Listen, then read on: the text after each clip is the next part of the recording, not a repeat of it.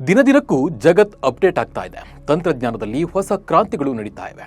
ಒಂದೊಂದು ದೇಶಗಳು ಒಂದೊಂದು ರೀತಿಯಲ್ಲಿ ಮುಂದುವರಿತಾ ಇವೆ. ಮಾನವನ ಮೆದುಳು ಹೊಸ ಹೊಸ ಆವಿಷ್ಕಾರವನ್ನ ಮಾಡ್ತಾ ಇದೆ. ಮೊಬೈಲ್ಗಳಲ್ಲಿ ಈಗಂತೂ ಸಾಕಷ್ಟು ತಂತ್ರಜ್ಞಾನಗಳು ಮುಂದುವರೆದಿದೆ. ಈಗ ಎಐ ಯುಗ ಶುರುವಾಗಿದೆ. ಎಲ್ಲಿ ನೋಡಿದ್ರೂ ಎಐ ತಂತ್ರಜ್ಞಾನ ಅಪ್ಡೇಟ್ ಆಗ್ತಾ ಇದೆ.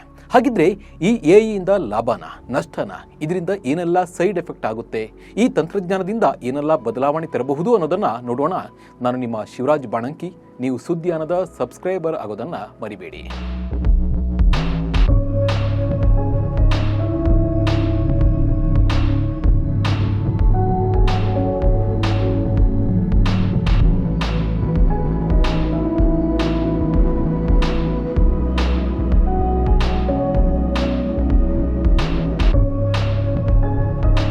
ಎಐ ಬಳಕೆ ಸಾಕಷ್ಟು ಪ್ರಯೋಜನಗಳಿವೆ.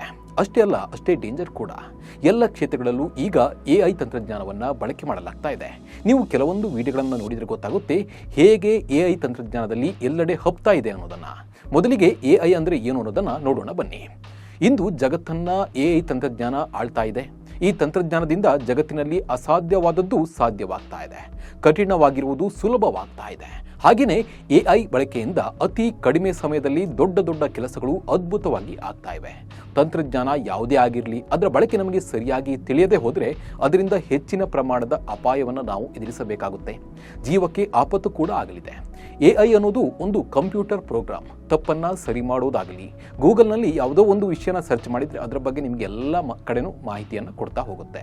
ನಿಮಗೆ ಏನು ಬೇಕು ಅದನ್ನು ಅರ್ಥ ಮಾಡಿಕೊಂಡು ಮಾಹಿತಿಯನ್ನು ನಿಮಗೆ ನೀಡುತ್ತೆ. ಒಂದು ವಿಷಯವನ್ನು ಅರ್ಥ ಮಾಡಿಕೊಂಡು ಅದನ್ನು ಸುಲಭಗೊಳಿಸುವ ಒಂದು ಪ್ರೋಗ್ರಾಮ್ ಇದು.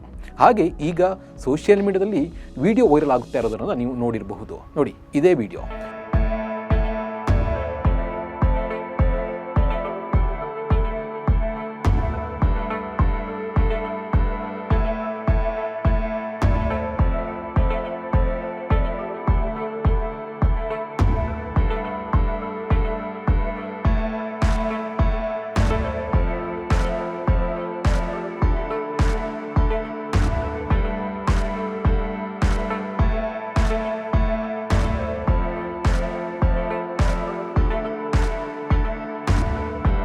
ಹುಡುಗ ಮುದುಕ ಆಗೋದು, ಮನುಷ್ಯ ಪ್ರಾಣಿ ಪಕ್ಷಿಗಳಾಗುವ ವಿಡಿಯೋವನ್ನು ನೀವು ನೋಡಿರ್ತೀರಾ.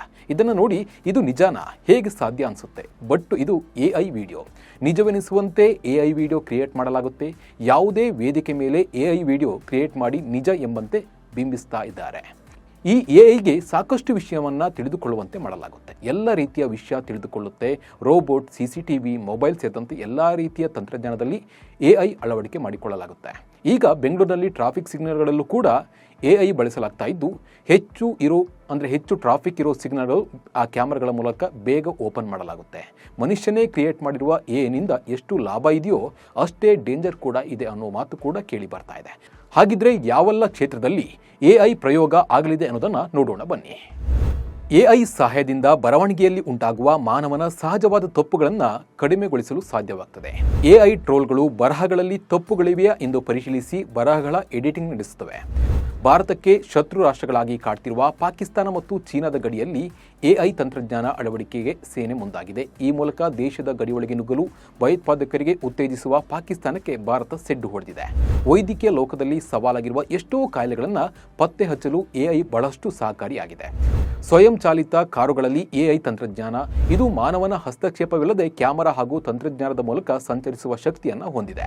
ಇದರಿಂದ ರಸ್ತೆ ಸುರಕ್ಷತೆಯನ್ನು ಸುಧಾರಿಸಲು, ಸಂಚಾರ ದಟ್ಟಣೆಯನ್ನು ಕಡಿಮೆ ಮಾಡಲು ಮತ್ತು ವಿಕಲಾಂಗರಿಗೆ ಅನುಕೂಲವಾಗಲಿದೆ. ಅಲ್ಲದೆ ವಾಹನ ಚಾಲನೆಯಲ್ಲಿ ಎಐ ನಿಯಂತ್ರಿತ ವ್ಯವಸ್ಥೆ ಅಪಘಾತಗಳ ಸಂಖ್ಯೆಯನ್ನು ಕಡಿಮೆ ಮಾಡಲು ಸಹಕಾರಿಯಾಗಬಹುದು. ಮೊಬೈಲ್ ಮತ್ತು ಇಂಟರ್ನೆಟ್ಗಳಲ್ಲಿ ಎಐ ಬಳಕೆ ಹೆಚ್ಚಿದೆ. ಇನ್ನು ಎಐ ಯಾಕೆ ತುಂಬಾ ಡೇಂಜರ್ ಅನ್ನೋದನ್ನು ಕೂಡ ನೋಡೋಣ ಬನ್ನಿ. ಎಐ ಯಂತ್ರ ತಯಾರು ಮಾಡೋದು ತಮಾಷೆಯ ಮಾತಲ್ಲ. ಇದಕ್ಕೆ ಸಾಕಷ್ಟು ದುಡ್ಡು ಖರ್ಚಾಗುತ್ತೆ. ಈಗಿನ ಕಾಲಕ್ಕೆ ಅಪ್ಡೇಟ್ ಆಗಲು ಸಾಕಷ್ಟು ಹಣದ ಖರ್ಚಾಗುತ್ತೆ. ಎಐ ತನ್ನ ಮಿತಿಯೊಳಗೆ ಮಾತ್ರ ಕೆಲಸ ಮಾಡುತ್ತೆ. ಅದರಾಚೆ ಅದು ಯೋಚಿಸಲು ಸಾಧ್ಯವಾಗುತ್ತಿಲ್ಲ. ಈಗಾಗಲೇ ಒದಗಿಸಲಾದ ಡೇಟಾ ಮತ್ತು ಸಂಗತಿಗಳನ್ನು ಮಾತ್ರ ಅದು ಒಳಗೊಂಡಿರುತ್ತದೆ. ಕೃತಕ ಬುದ್ಧಿಮತ್ತೆಯ ರೋಬೋಟ್ ಅಂದರೆ ಎಐ ರೋಬೋಟ್ಗಳು ಮನುಷ್ಯನ ಕೆಲಸ ಕದಿಯುವ ಸಾಧ್ಯತೆ ಎದ್ದು ಕಾಣ್ತಾ ಇದೆ. ಇದರಿಂದ ನಿರುದ್ಯೋಗದ ಸಮಸ್ಯೆ ತಲೆದೂರುವ ಸಾಧ್ಯತೆಗಳು ಹೆಚ್ಚಾಗಿದೆ. ಉದಾಹರಣೆಗೆ ಜಪಾನ್ ಅಂತ ಕೆಲವು ತಾಂತ್ರಿಕತೆಯಲ್ಲಿ ಮುಂದುವರೆದಂತಹ ರಾಷ್ಟ್ರಗಳಲ್ಲಿ ಕೈಗಾರಿಕಾ ಕೆಲಸಗಳಲ್ಲಿ ಮಾನವನ ಸಂಪನ್ಮೂಲಗಳ ಬದಲು ರೋಬೋಟ್ಗಳನ್ನು ಬಳಸಲಾಗ್ತದೆ. ಇದು ನಿರುದ್ಯೋಗಕ್ಕೆ ಕಾರಣವಾಗುವ ಸಾಧ್ಯತೆ ಹೆಚ್ಚಾಗಿವೆ. ಎಐ ಅಪ್ಲಿಕೇಶನ್ಗಳ ಹೆಚ್ಚಿನ ಬಳಕೆ ಮೆದುಳಿಗೆ ಕೆಲಸ ಕಡಿಮೆ ಮಾಡುತ್ತದೆ. ಮನುಷ್ಯನ ಬೌದ್ಧಿಕ ಸಾಮರ್ಥ್ಯದಲ್ಲಿ ಕುಂಠಿತವಾಗುವ ಸಾಧ್ಯತೆ ಹೆಚ್ಚಿದೆ. ಕಂಪ್ಯೂಟರ್ಗಳು ಹಾಗೂ ಎಐ ಆಧಾರಿತ ಯಂತ್ರಗಳು ಭಾವನೆಗಳನ್ನು ಹೊಂದಿಲ್ಲ. ಆದರೆ ಇತ್ತೀಚೆಗೆ ಮಾನವನ ಸಂಗಾತಿಯ ಸ್ಥಾನವನ್ನು ಆಕ್ರಮಿಸುವ ಮಟ್ಟಕ್ಕೆ ಇವು ಬೆಳೆದು ನಿಂತಿವೆ. ಒಟ್ನಲ್ಲಿ ಎಐ ಎಷ್ಟು ಉಪಕಾರಿನೋ ಅಷ್ಟೇ ಅಪಾಯಕಾರಿ ಅನ್ನೋದು ಸತ್ಯ. ನಮಸ್ಕಾರ.